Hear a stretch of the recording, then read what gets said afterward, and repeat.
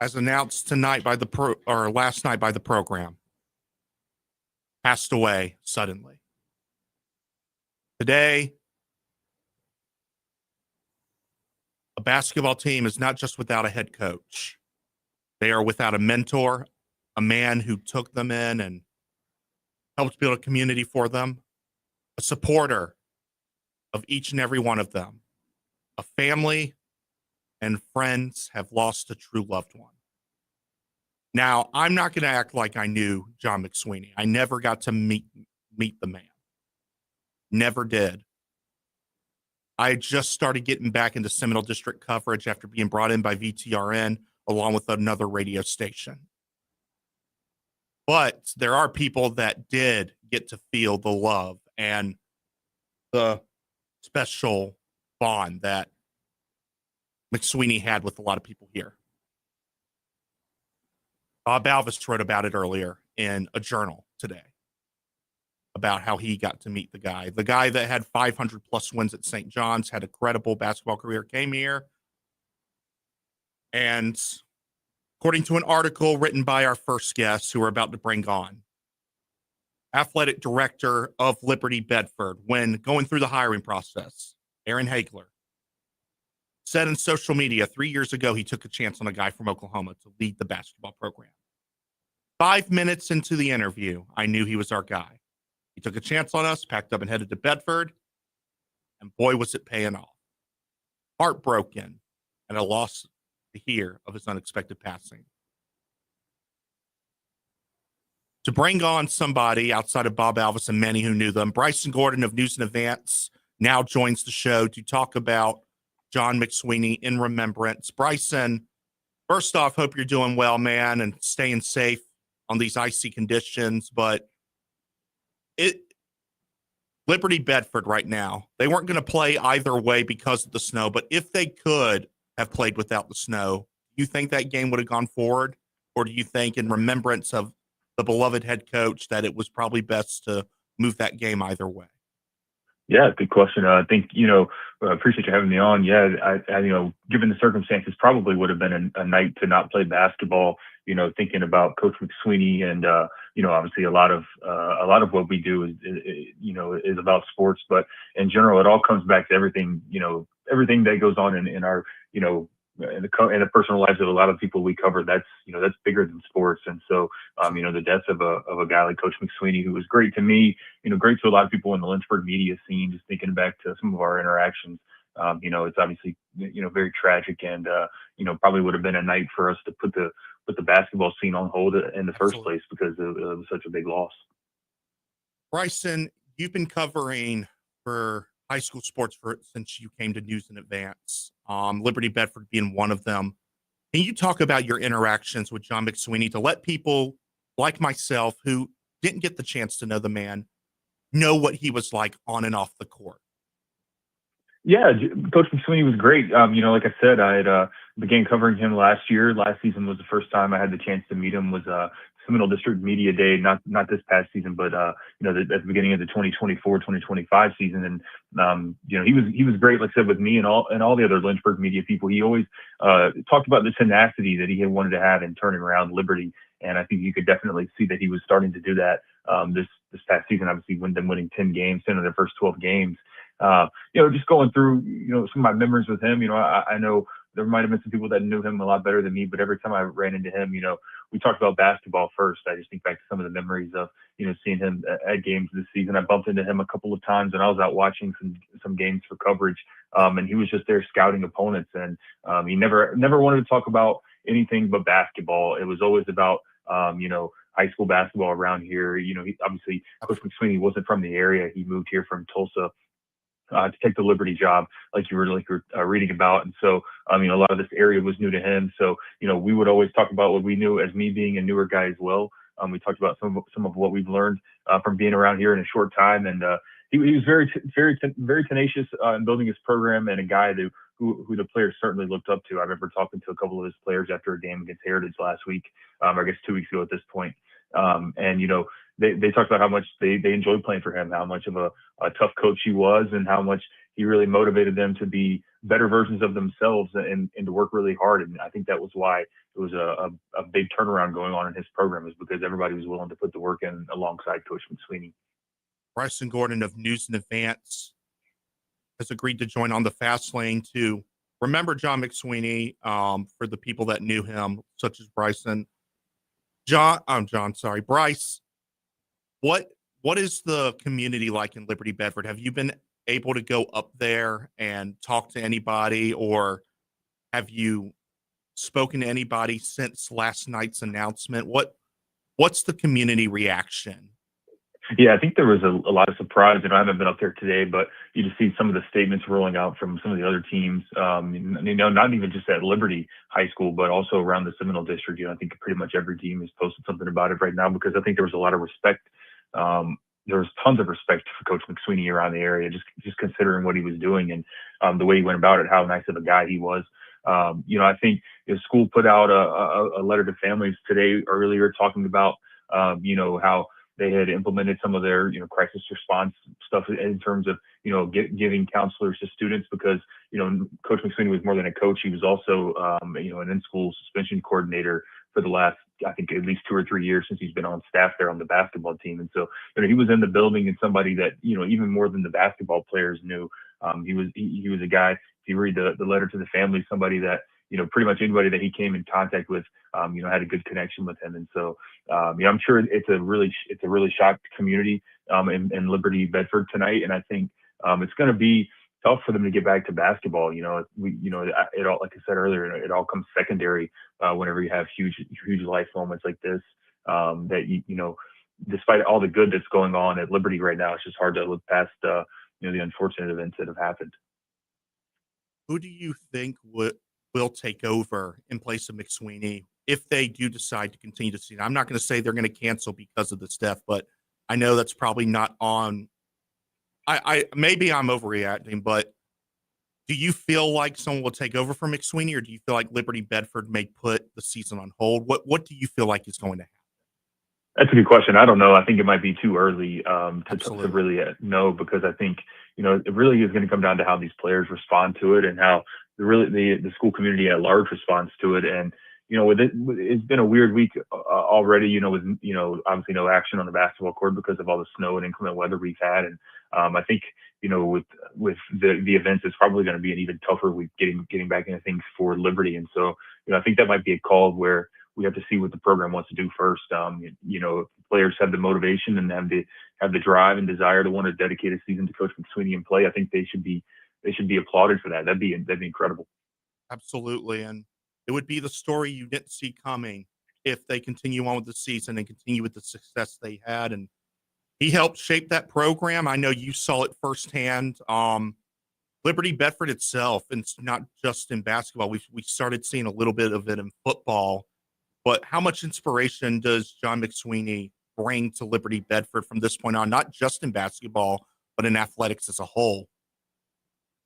Yeah, I think you're like you mentioned a little bit. You're starting to see a little bit of a turnaround in general with the athletics department there. Some of the teams, like the football team that has had a little bit of a rough stretch, starting to turn things around under their new coach Brad Womack, who was the interim last year. I think winning is contagious. We talk to coaches all the time. I think a lot of your guys that come on the fast lane and talk about high school scene would say the same thing. Winning is very contagious when you're in high school, just because it's a feeling. It's a feeling that kids can replicate, winning close games and stuff like that. And I think winning for a school is kind of contagious, and you started to see that kind of with everything going on around at Liberty. Even dating back to when the basketball team started to have a little bit of success last year. Obviously, the girls basketball team had tons of success last year and over the last few years, and then that's kind of translated into the football field, and that's rolled over onto the basketball court. And so, things like that are contagious. I think, obviously the legacy that he leaves is gonna stay with the basketball program for a long time. These players that are there, I know Liberty's actually on the younger side of some of the teams in the Seminole district this season. So, it's a team that's going to be back for more and hungry to compete. And, I think that, if you're looking at, where they go from here, I think it's a moment where it can maybe galvanize some of these kids to, really bond together and be even closer and create a much tighter school spirit out there. Bryson Gordon on the fast lane. You can listen to him on the morning warm up. Another great show we have on here every Wednesday, talking about Liberty and high school sports. And even more so, you can listen to his articles on News in Advance. He posts daily and a lot of great stuff to read down there, as well as new Instagram, Bryson Gordon Sports, if I'm correct on that, Bryce. Yes, sir. That's right. Thanks. Awesome, man. Awesome. Hey, Bryson, thank you for joining us, man. Can't wait to listen to you on the morning warm-up and some more Fast Lane appearances in the future. But thank you for helping us remember John McSweeney and the legacy that he's left behind, man. And stay warm out there. Absolutely. Appreciate you having me on. Absolutely. Bryson Gordon, News in Advance, joined us here on the show. And once again, all thoughts and prayers out to the McSweeney family and to the Liberty Bedford community. With that being said, we'll continue on with the Fast Lane with another Fast Five at 5-ish.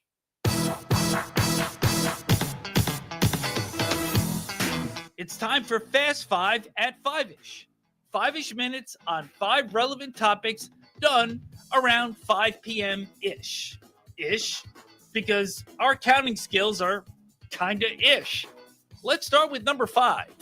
So, Australian Open is finally reaching the conclusion. The betting favorite Sinner fell to Djokovic.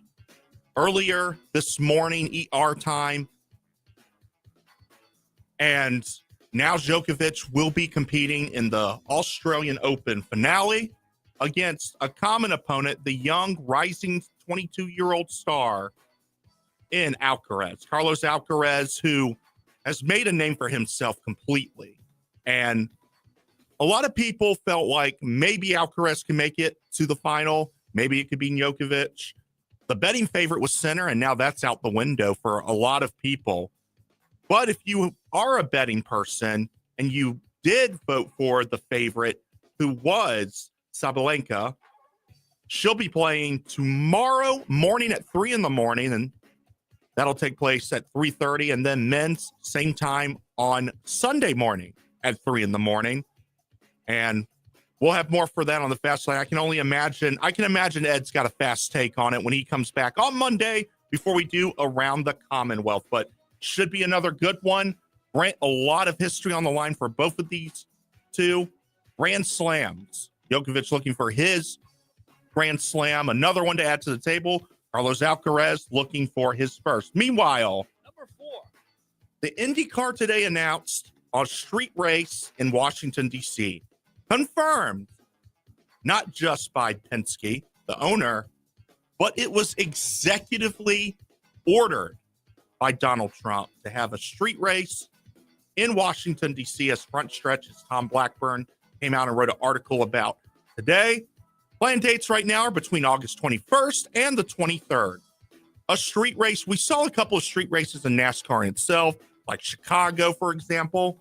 So to see something like this, and not only that, but you've got Donald Trump, the president of the United States, going out of his way to executively make sure it happens. It's going to be interesting to see, you know. America celebrating its 250th birthday. What better way to celebrate than street racing? So, moving on now to Number 3. the NFL, currently discussing throwing flags on the field following replays that pertain to player safety fouls. This is going to include unnecessary roughness, horse collar even, roughing the passer, and illegal tackle. Jonathan Jones of CBS Reports came out today about that, meaning if in a replay that the referee sees a horse collar or so foul, he can still throw the flag afterwards. So you're talking about late penalties coming into the game after replays, which usually, idealistically, a lot of fans may not like late penalties, but for the player safety, the NFL is going an extra mile to make sure that player safety is involved at 100%. Speaking of the NFL, Number 2. the NFL informs all their clubs, every NFL team, that the salary cap increase is going to go from $300 million to $305 million. This past year, was $279 million alone. Can that get the Saints out of their negative salary cap debt? Maybe. I know one thing's for sure. It could help the Cowboys a little bit. Commanders, I know they've got, as far as salary cap goes, they're in a decent spot. That's our team in the backyard. Ravens are in a good spot right now, and we'll talk about both the Commanders and Ravens with our next guest in Joey Keller from the NFL when we talk about the NFL coaching carousel. Now, for local news, not just in the NFL, but for all the Wahoo fans out there. Number one. UVA alum Ian Cunningham has just been announced, yesterday was announced, as the new general manager of the Atlanta Falcons. Ian Cunningham played guard at UVA in the mid-2000s, and for the last 4 years, he's been assistant GM with the Chicago Bears that have been hoping to restore themselves to former glory, drafting guys like Caleb Williams, Trey Lyle's favorite guy, and as well as free agency and the big pickups like Conor and wide receiver DJ Moore and so forth. And they built a team that made it to the playoffs, beat their foe in the Packers, big rival foe, and made it to the divisional round, something the Bears hadn't sniffed in years. Now, you've got their assistant GM joining Kevin Stefanski with the Atlanta Falcons. Now you've got Matt Ryan, president of operations. You've got Kevin Stefanski, who a lot of people think was robbed in Cleveland as far as resources go. And now with the team he has in Atlanta, Kevin Stefanski proved he was a good coach, just in a bad situation. Not to mention the baggage that Kevin Stefanski, or luggage that Kevin Stefanski brought with him, like Tommy Rees as the offensive coordinator and former Notre Dame quarterback standout. With that being said, that is your Fast Five at 5-ish. Quick, relevant topics at 5-ish. We'll talk about Commonwealth teams' place, drive into the tournament, the NCAA tournament as far as that goes. What you can know is Liberty right now is on the roll to be an automatic bid. If they keep the pace they go, we know they could be first place in the Conference USA and potentially win the championship if they don't choke it away, and are destined for at least a 12th seed, the highest that they can go as an automatic bid group of 5 team in the tournament. JMU at this point would have to win their tourney. UVA and VT's path is interesting. UVA, they're at least projected a top 5 seed in most bracketologies. Virginia Tech, they're either projected as a 10 seed or the first 4 out. And they take on a Duke team that we'll be talking about in our final segment with Conor O'Neill of Devils Illustrated later today. But for now, we're going to cut the break. When we come back, Joey Keller joins us to talk about the NFL carousel, including Dan Quinn's new cast of coaches and the AFC North looking very, very different. All this and more on the Fast Lane. I'm TJ Wilkerson, and this is the Fast Lane with Ed Lane, 93.3 FM, 1320 AM Lynchburg, or on the VTRN Sports app. For the perfect VW SUV. One size doesn't fit all, though, and that's why Volkswagen has an SUV for everyone. From the compact and affordable Volkswagen Taos to the tech-packed Tiguan and the spacious Volkswagen Atlas. No matter which one fits your lifestyle, you'll love the comfort, performance, and safety. Stop by Terry Volkswagen on Forest Road in Lynchburg or check us out online at terryvw.com. Terry Volkswagen. You'll love our cars. Have you been hit by the winter doldrums? Are you itching for a place with more than a couple hours of daylight? Start your journey to a warm weather escape with us. Scuba classes are forming right now at Aquatrek Adventures. We can have you ready for a warm, relaxing excursion to a sunny tropical destination, including our spring getaway to sunny Florida. Take the first step. Call Aquatrek Adventures on Mill Lane in Salem and visit our website at aquatrekadventures.com to sign up for the certification or your trip.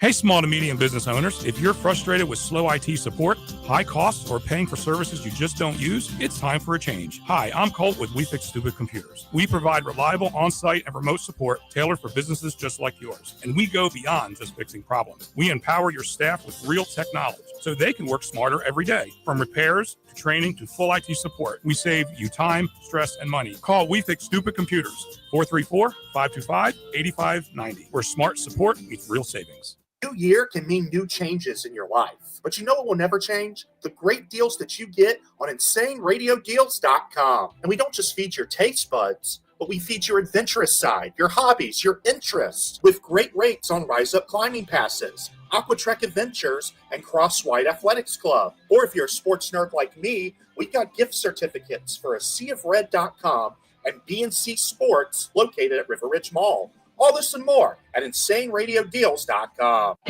The phrase du jour that we get to use on this TrostLaw.com Fast Take is right where they need to be. We're referencing it because if you need financial services, the Farmers Bank of Appomattox is right where you need to be, which is where we're doing it. But Virginia Tech men's basketball, the Hokies are right where they need to be, entering Saturday's showdown against Duke. 11:30 airtime, VTRN Sports app. They're 5-4 in ACC play. Duke is a team they'd love to beat. It would do wonders for their resume, but having gotten back above 500 in ACC play, they've got a little wiggle room. UVA coach Ryan Odom recently joined the Fast Lane to talk about how his team will look different from a Tony Bennett-led team. It is going to look different in JPJ. Shots are going to go up quicker. It's just the way that we play. We're going to crash the offensive glass. That's going to look a little bit different. It's not to say that coaches' teams didn't crash. They did, but they had a very specific way of doing it that's different from the way that we'll do it. I think it's going to be fun for the fans to see a new style in here. And again, goal is winning. And so whatever we have to do to make sure that is the number one important thing, we're going to do that. Listen to Fast Lane weekday afternoons 5 to 6 p.m. on VTRN Sports, 93.3 FM, 1320 a.m., the VTRN Sports app, and open your smart speaker. Ask VTRN Sports. The Virginia Talk Radio Network reaches more people than any other Lynchburg-based media company. Call Melinda at 434-534-8500. Let us tell your story. Step into the Fast Lane 24/7 at Trey Lyle VT and Fast Lane Ed Lane on Facebook, Twitter, Instagram, YouTube, and wherever you listen to podcasts. Now, back to the Fast Lane. You know, a lot of people will say all-star games just aren't what they used to be. And I would honestly agree, especially when it comes to the NFL Pro Bowl, which, by the way, whether it's the same or not, you can still listen to it on VTRN Sunday at 3 p.m., 93.3 FM, 1320 a.m. Lynchburg, or on the VTRN Sports app. But no, the Pro Bowl just isn't the same. At least I can watch the NBA All-Star game. And I can watch the dunk contest, 3-point challenge, skills challenge, so forth, and then watch NBA players goof around and put up nearly 200 points just for the fun of it. And at least in MLB All-Stars, right, I can watch the home run derby and enjoy that a lot, actually. I will say this. I think MLB has the best All-Star format. I do. I enjoy everything about the MLB All-Stars. NBA All-Stars would be second. NHL, I'd put right there at third. And Pro Bowl, well, that's probably number 4 if we're being truth be told. I mean, that's the last pro league.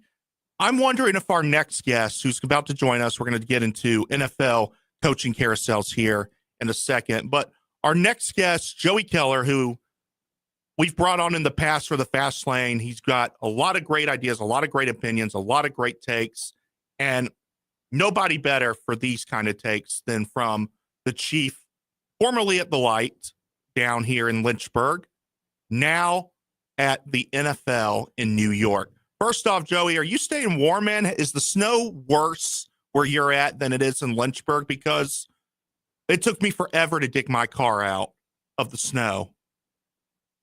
I can't imagine there are a lot of places that have it worse snow-wise. And to be honest, no, I'm not staying warm. Man. It is so cold up here. I moved down south at the end of high school. I spent a year in Indiana before moving here. And I think the 5 years I spent down south just fully changed how my body functions. I'm going back down to Florida for a trip here after the Super Bowl. And I'm just counting down the days because it is freezing. However, the one thing is luckily living in New York City, I don't have to worry about a car. So I did not have to dig a car out of the snow. That's good. So I got you there. You got me beat there, man. Hey, my fiance is currently up north in Michigan, and she says it's still snowing up there. So I can't imagine up north winter weather. I've experienced it a little bit. I can't imagine living in it, but It Not ideal. Yeah, absolutely. I'm much more of a, sit in a chair near the beach and, get a nice tan. More, I guess for me, I'm very Irish, so it's more of just getting burnt. But I'd still take that over whatever this is. So, you brought up. Oh well, yeah, absolutely. We've been talking about up north, AFC North. We'll start there.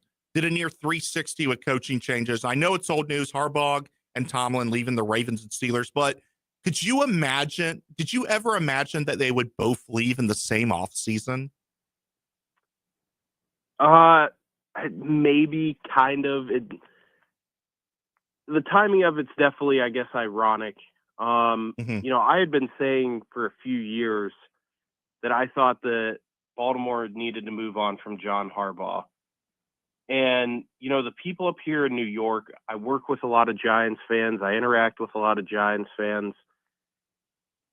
They're ready to throw the parade now. And, I think that they were probably the most appealing job, at least roster-wise, in this head coaching cycle. Maybe Baltimore just because they have Lamar, and then Buffalo a late addition. But, John Harbaugh, it seems like over the last 5 years or so, has become notorious for blowing leads in games, games that it looks like they had wrapped up at one point or another. And then when the clock hit zero, Baltimore was on the losing end. And I get it. A lot of playoff appearances. He won a Super Bowl, but, that Super Bowl was, I believe, 13 years ago now, 12 or 13 years. It's not like it was 2 years. 2012, right? The last one when the power went out and Kaepernick was quarterback of the Niners. Down in the Superdome. Yeah. With Pro Bowler Joe Flacco on the team. Congrats to him on making the Pro Bowl today. I actually got my Pro Bowl invite today. I don't know what position I'm playing yet, but they're just handing them out to everyone. So I got mine today. Very excited. Okay. So you don't even have to be on a team to make the Pro Bowl anymore. But yeah, some of these Pro Bowl selections, I'm confused. But hey, congrats to the Browns. We had 4 Pro Bowl QBs on the team at the same time earlier this year. We won 5 games. If Dylan Gabriel gets a late addition, we will have as many Pro Bowl quarterbacks as we do wins. But yeah, back to the coaching cycle. I get that Tomlin has been on the hot seat forever. A lot of Pittsburgh fans wanted to move on from him. As a Browns fan, I wanted him gone just because, he kind of terrorized us for a while. So did Harbaugh. I think Tomlin was really the glue that held that team together because you look at some of the rosters. We all know how important the quarterback position is in football. When's the last time they had a good quarterback? Ben Roethlisberger, his last few years really took a big step back, sharp decline. And then, it was a rotating door of Kenny Pickett and Mitch Trubisky, washed up Russell Wilson, and now washed up Aaron Rodgers. And it's like, the rest of the offense wasn't great either. A lot of those years, the O-line was filled with holes. They've had DK Metcalf and George Pickens, not at the same time, but outside of that, the wide receiver room's been thin and always had a good defense, which that's a credit to Tomlin. He always emphasized that. So I don't think he was really the problem there. And I was really shocked by the McCarthy hire. I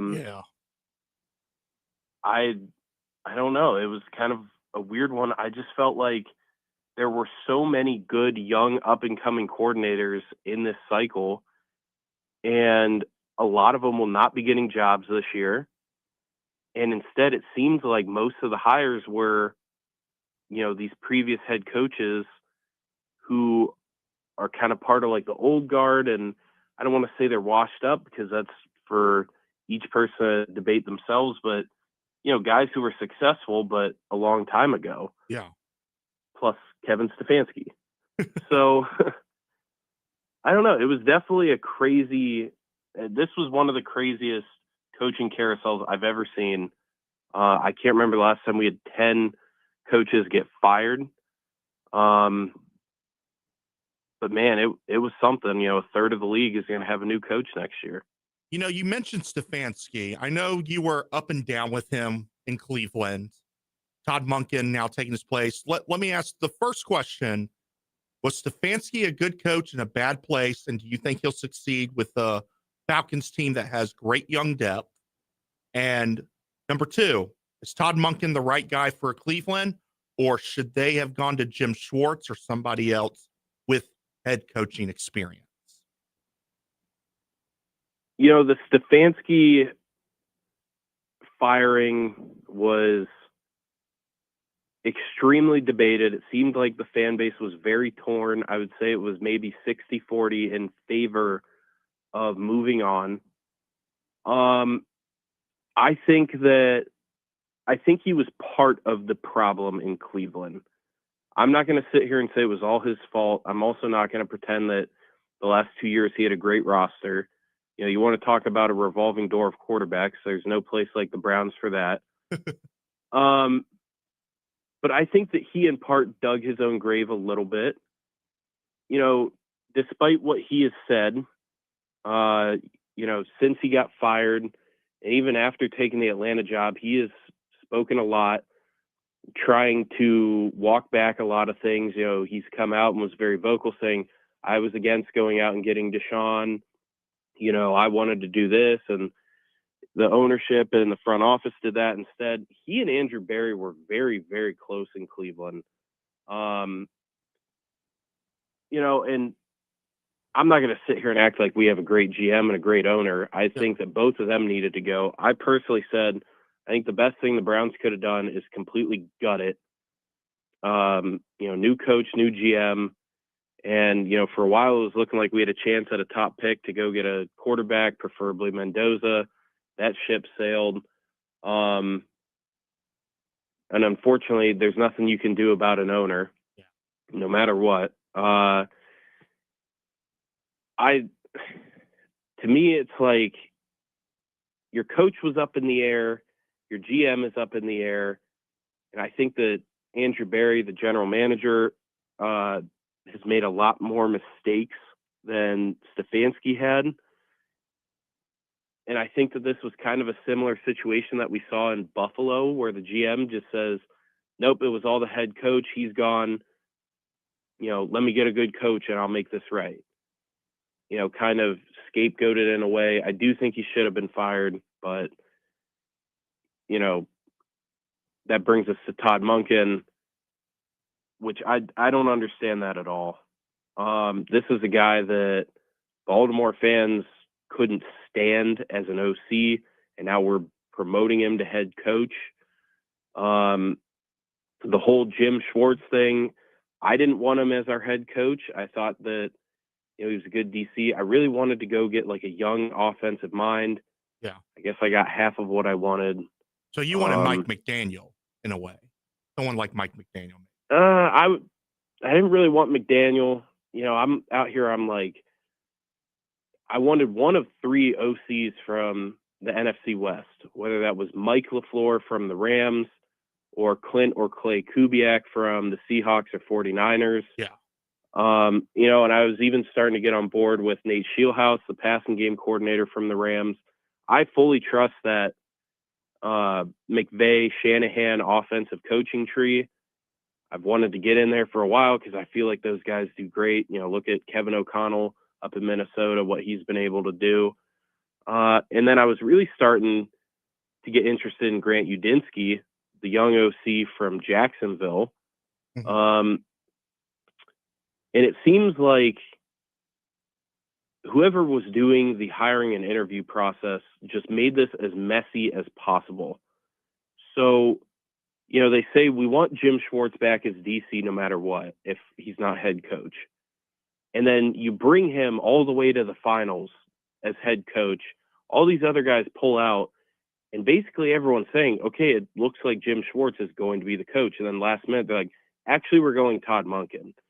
it makes me think that, okay, so what we did was we're going to try to keep Jim Schwartz with us by almost hiring him as head coach, which I think really did the opposite, and burned him and made him upset. And now he says that he's done and he's going somewhere else, which I understand.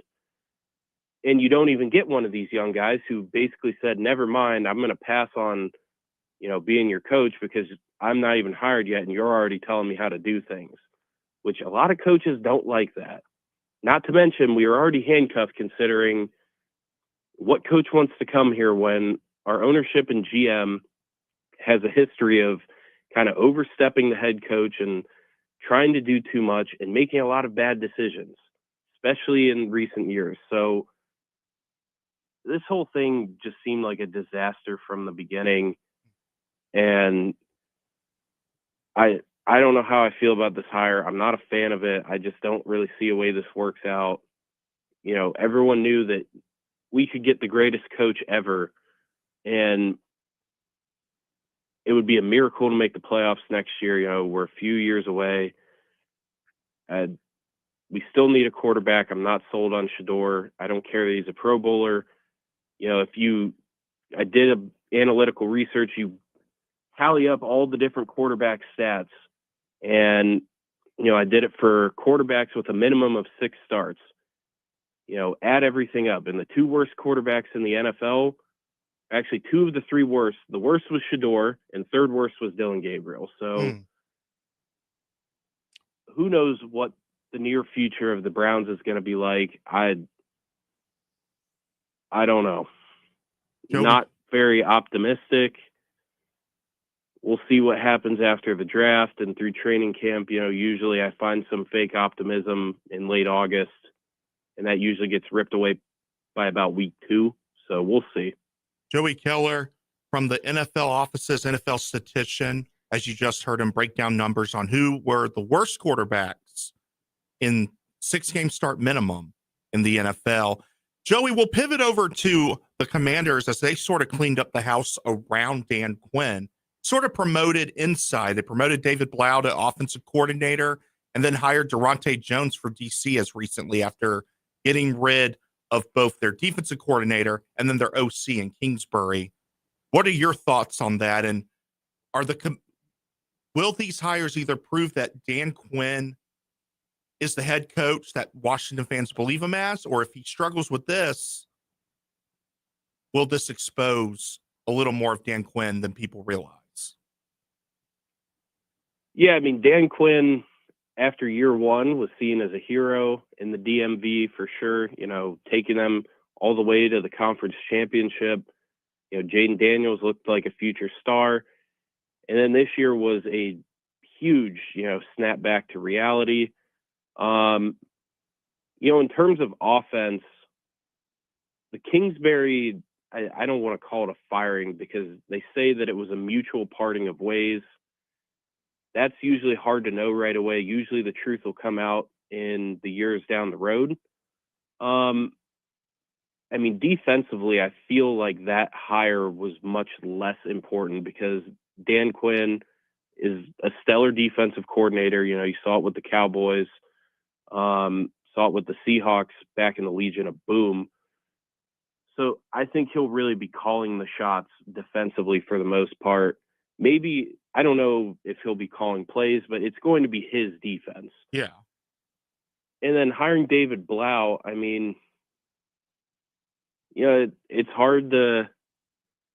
it's really hard to evaluate coordinator hirings by guys who haven't been coordinators before because you don't really know,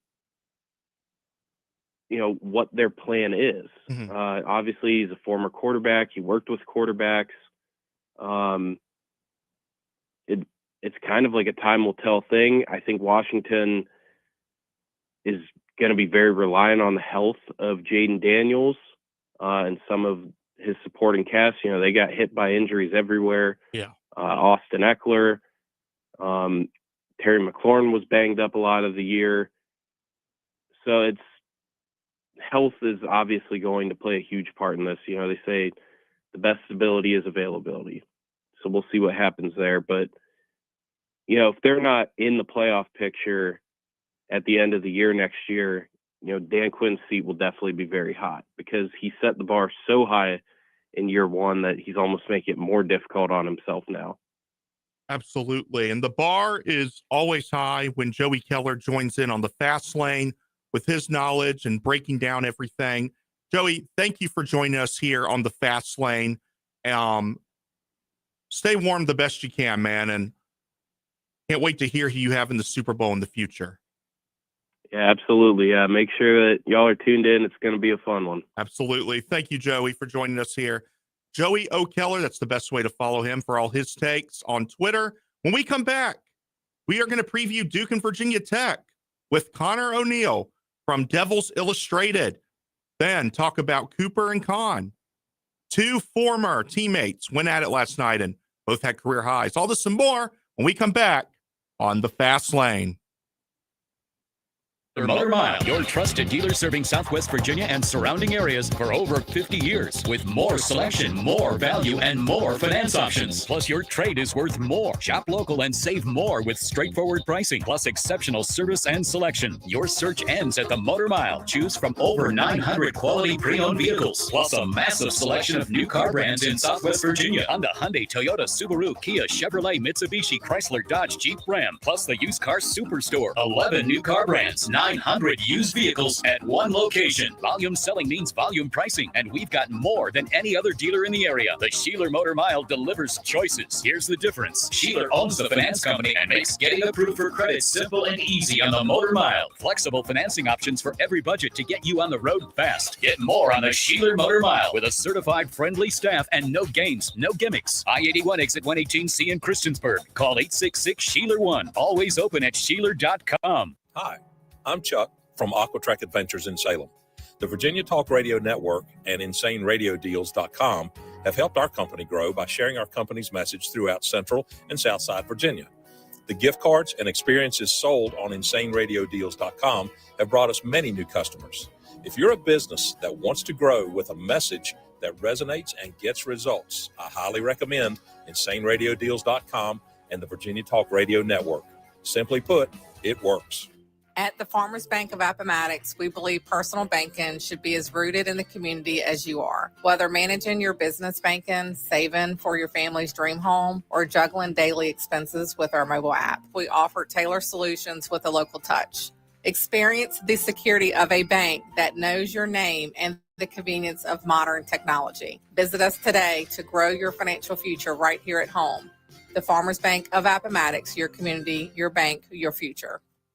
Looking for everything happening in and around Central Virginia that used to be in the morning paper? Start your day at the LynchburgPortal.com. Get the latest news updates from Bill Trevero, plus up-to-date weather from VTRN's own in-house meteorologist, Matt Ferguson. So you're always in the know before you head out the door. Want to listen on the go? Stream classic hits on Rewind 103.9. Get breaking local news on WIQO, or catch the best sports talk and play-by-play on VTRN Sports, powered by ESPN Radio, all right from the portal. Looking to save? Check out Insane Radio Deals for great local discounts, or explore local podcasts featuring the voices and stories that make our community special. Plus, connect with local businesses through the Lynchburg Business Alliance directory and stay in the loop on the latest events from Lynchburg Tourism. It's all right here. Local news, weather, sports, deals, and more at the LynchburgPortal.com, your gateway to everything Lynchburg. Step into the Fast Lane 24/7 at Trey Lyle VT and Fast Lane Ed Lane on Facebook, Twitter, Instagram, YouTube, and wherever you listen to podcasts. Now, back to the Fast Lane. Lucky for us here in Virginia, we're expecting only to get 1 inch of snow, which thank God, because we're still recovering from the last storm here. Our parking lot here at the radio station just got cleared up, as a matter of fact. So it was a lot easier to drive in here to get ready for the Fast Lane here on 93.3 FM, 1320 AM Lynchburg. Whether or not we are able to get into the studio or not, we still got a lot of great content for you here on VTRN. now powered by ESPN, including a matchup that will be on our airwaves. Virginia Tech Hokies back at Castle, taking on the number 4 team in the nation this weekend, weather permitting. But the craziest thing to me, I was on Twitter earlier today as I get ready to introduce our next guest, and top 10 best coaches in the country list came up today from Field of 68.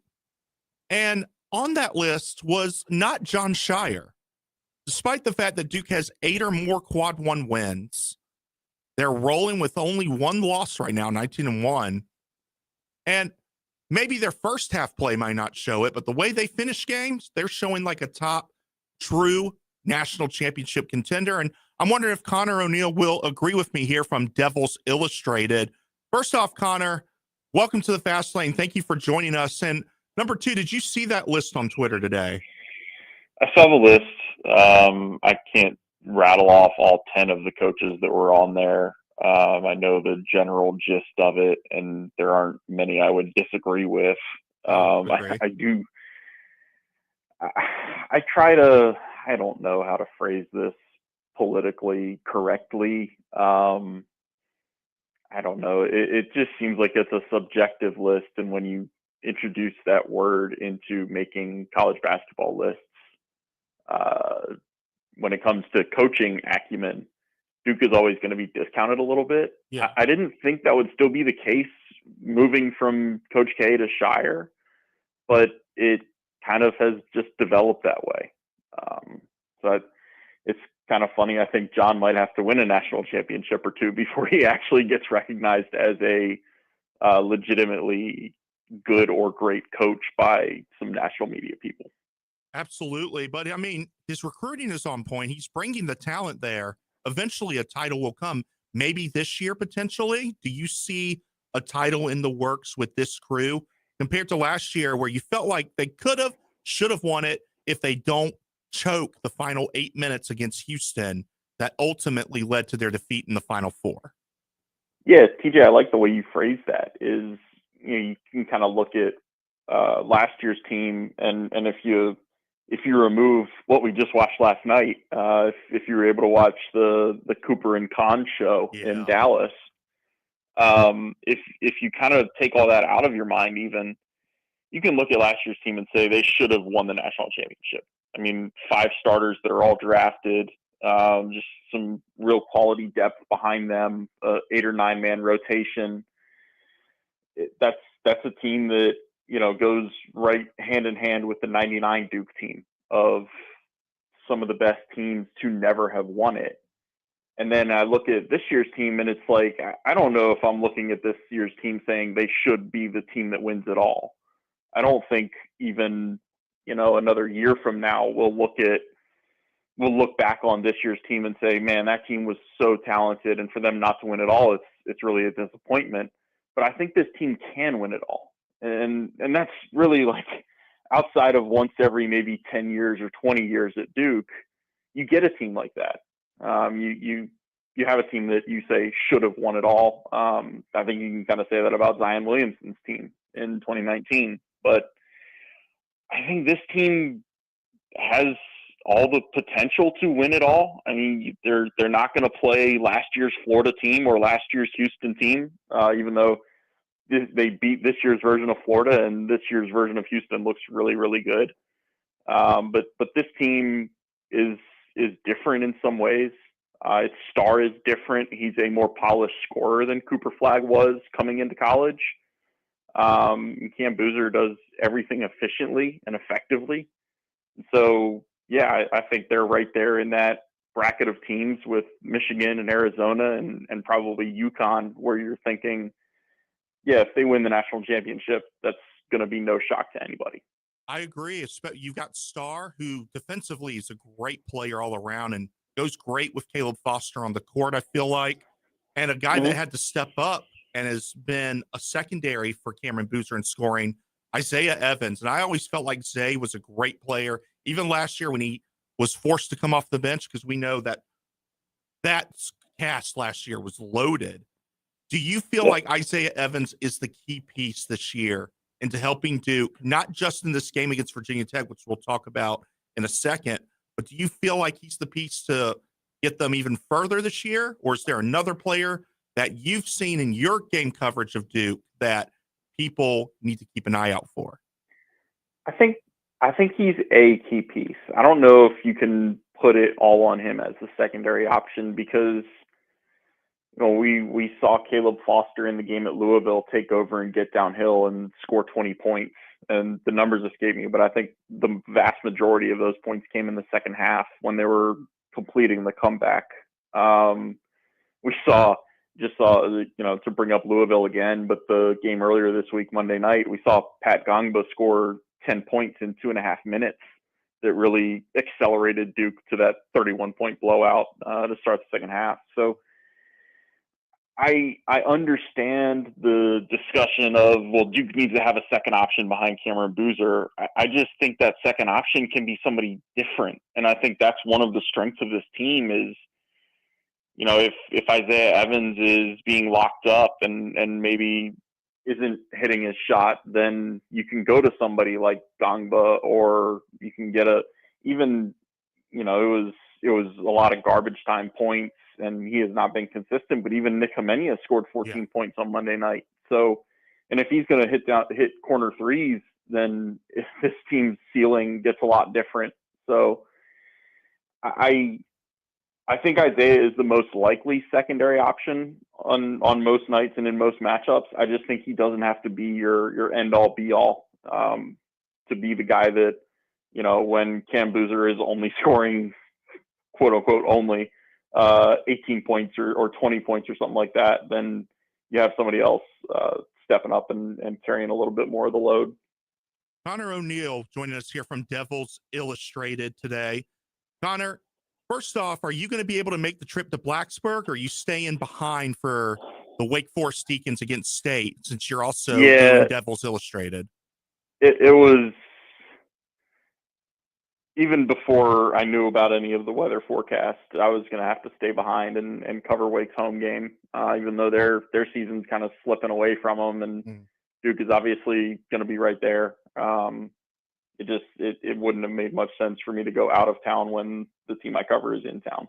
That makes sense. Well, do you think when you glance at VT and Mike Young and the team that's developed here, does this scream trap game, or do you feel like this is just another game where, hey, Duke will probably be down in the first half, but then they'll do what they usually do in the second half, like they did against Cal, like they did against Wake Forest, come back and win by double digits? Yeah, I think this is a tough matchup.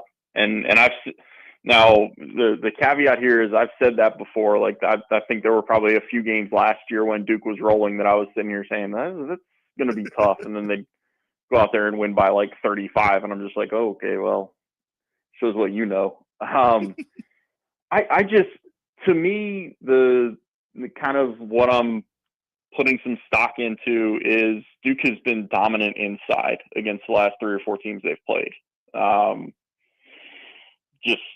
I think the combined points in the paint against Wake Forest and Louisville was like 90-26 on Saturday and Monday last week. And all due respect to, obviously, I mean, I cover Wake Forest, so I know them a little more intimately. And all due respect to Louisville's front court, Virginia Tech's front court is so much better than both of those teams. I just have a hard time thinking that Duke will have this 30-point advantage on the interior like they have in the last few games. And then, the 3 games ago, Duke played Stanford, and that was, I think, Stanford's first game without Chisholm Okpara. Mm-hmm. And they're just so guard heavy even when he's healthy. And now that he's out for the year, they have to completely change the way they play. So I think between Toby Lawal, Christian Gerdak, and Amani Hansberry, Duke will not have the same type of just overloaded mismatches in the front court. And I think that, I'm not saying that the Virginia Tech front court is on the same level of Duke, because I don't know if anybody is on the same level of Duke with their front court power other than Florida. Yeah. But I do think that advantage that Duke has had in the last few matchups is just not going to be as exploitable as it has been lately. Yeah, and a healthy Toby Lawal, that gives VT a little bit of advantage when he's healthy and he's in there getting double doubles for this team. What do you think would be the better matchup in that case? Would you put Ngangba on Toby Lawal? Would you put Cameron or Caden on Lawal if you're John Shire? What's going through your mind if you're Shire? I would see. It's funny because the last couple of years Duke has switched so much that I'd just say it doesn't really matter. It just matters for the start of a possession. But once teams start running ball screens, it doesn't really matter about matchups because Duke switches everything. But this year's Duke team does not switch 1 through 5. Shire has been very candid with us in explaining he's had to learn to not be as stubborn and sticking with what they've done defensively that's worked in the past, because that doesn't help this year's personnel necessarily. So I would think maybe it's better in Duke's case to match Boozer up against Hansberry and put Gongba, who's a little bit better of a, I don't want to say athlete, but he's a little longer. He can probably match up with Toby Lawal's. I mean, how many times it looks like he's jumping with a pogo stick. It just blows my mind. But I think Gongba can at least counter that a little bit better than Cam Boozer. And Cam Boozer is very much more a play through you type than play over you. And I don't know how you play over somebody with the length and athleticism that Toby has. Conor O'Neill joining us here from Devils Illustrated as well as Deacon Illustrated, which he'll be covering this weekend in Raleigh. Conor, before we let you go, I want to pivot to football as finally the Mensa case concluded. After all that, you've got Mensa officially going to Miami, Cooper Barkate following behind. If you're Manny Diaz and athletic director Nina King, what do you feel like? What do you feel like you do in that scenario? Surely they're not completely helpless. I mean, they've got great players on there, but now a lot of guys came to Duke because they had Darian Mensa, they had Cooper Barkate coming back. You brought Nate Shepard back as your star running back. Like, what do you do in that scenario, Conor? I think they basically played their hand. They took it to court. They proved that Duke would at least follow through somewhat on a contract that was signed and enforced. If I were them, I feel like I would have dragged it a little further. I would have at least tried to get to arbitration. But it was headed toward one inevitability all along, and that was settlement, and that was eventually Darian Mensa committing to Miami and playing football for Miami next year. Mm-hmm.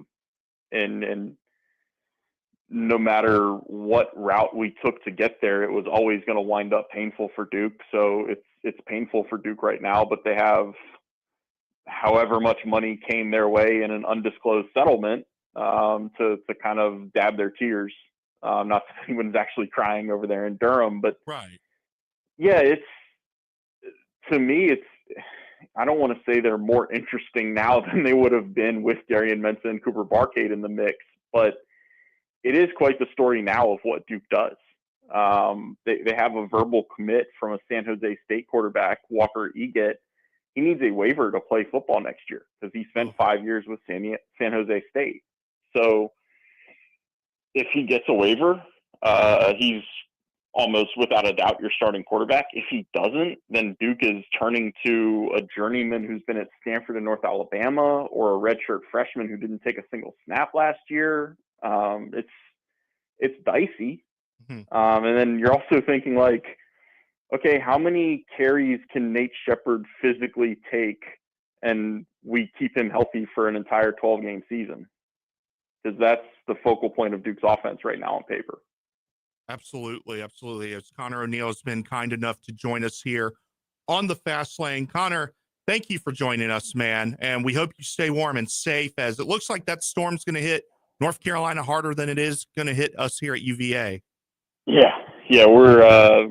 I think we're in this zone of boom or bust. I think I'm supposed to get either like 8 inches or maybe an inch.